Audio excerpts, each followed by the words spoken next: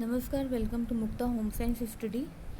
अब हम chemical property के बारे में बात करेंगे कि रासायनिक विशेषता क्या है फिल की। जैसे भौतिक विशेषता में देखा कि उसकी भौतिक रूप से देखने पे उसकी क्या क्या गुण हैं, क्या क्या क्वालिटी पाई जाती है, उसी तरीके से रासायनिक विशेषताओं के बारे में बात करेंगे। केमिकल प्रॉपर्टी क्या है, क्या क्या विशेषताएँ हैं। तो पहला है फफूंदी और कीड़ों का प्रभाव।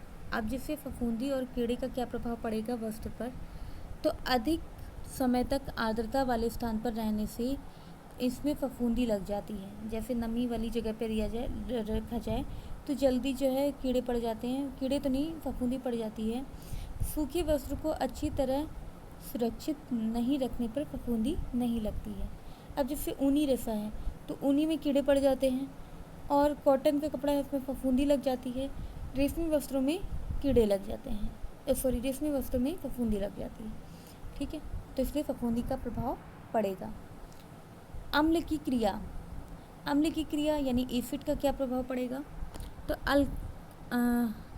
अम्ल कार्बनिक अम्ल, एसिटिक अम्ल, टार्टरिक अम्ल, फार्मिक अम्ल से प्रभावित रहता है, लेकिन अकार्बनिक अम्ल की सांद्र अवस्था में से प्रभावित होता है। तो लगभग अम्ल की बात की जाए तो लगभग कोई प्रभाव नहीं पड़ता रेशमी वस्त्रों पर। फिर है क्षार का प्रभाव। तीव्र क्षार से वस्त्र नष्ट हो जाते हैं, इस कारण साबुन का प्रयोग नहीं करना चाहिए। ठीक है, तो क्षार से ये नष्ट हो जाते हैं।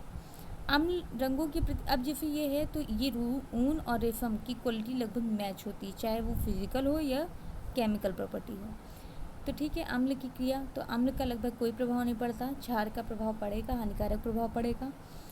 रंगों के प्रति क्षमता, तो रंगों के प्रति रेशम की तीव्र क्षमता रहती है। अम्लीय, क्षारीय और डायरेक्ट रंगों का इस पर प्रयोग आसानी से किया जा सकता है। इसे दोबारा रीडाई रंगा जा सकता है।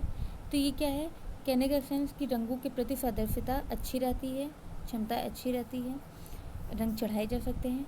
फिर ब्लीच का प्रभाव, तो शक्तिशाली विरंजक पदार्थों का प्रयोग किया जा सकता है, तो इसमें ब्लीच भी अच्छी तरीके से किया जा सकता है। जैसे पहला हो गया रासायनिक, इसको देख लेते हैं, फफूंदी और कीड़े का प्रभाव। तो फफूंदी और कीड़े के प्रभाव में फफूंदी लग जाती है। और अम्ल का प्रभाव, अम्ल का लगभग कोई प्रभाव नहीं पड़ता। क्षार का प्रभाव पड़ेगा, हानिकारक प्रभाव पड़ेगा। रंगों के प्रति सदृशता या क्षमता, अच्छे से कलर किया जा सकता है। ब्लीच का प्रभाव, तो ब्लीच भी अच्छे से की जा सकती है। ठीक है, तो ये इनकी केमिकल प्रॉपर्टी हो गई कि कीड़े का प्रभाव, फफूंदी का प्रभाव क्या पड़ेगा। ऐसे अलग से लिख सकते हैं कि फफूंदी का प्रभाव, तो उसे अलग से डाल सकते हैं कि हाँ पड़ेगा, कीड़ों का प्रभाव नहीं पड़ेगा, इस तरीके से भी लिख सकते हैं। ठीक है, हेडिंग डाल करके। तो ये इसकी केमिकल प्रॉपर्टी हो गई। फफूंदी में कीड़ों का प्रभाव, अम्ल की प्रतिक्रिया क्या रहेगी सिल्क के कपड़े पे, क्षार की प्रतिक्रिया क्या रहेगी, रंगों के प्रति क्षमता कैसी है सिल्क के कपड़े पर, ब्लीच का प्रभाव पड़ेगा नहीं पड़ेगा सिल्क के कपड़े पे। तो इस तरीके से ये केमिकल प्रॉपर्टी देखनी होगी सिल्क को लेकर के। अब नेक्स्ट वीडियो में आगे के टॉपिक को कवर करेंगे। अभी के लिए इतना ही, धन्यवाद।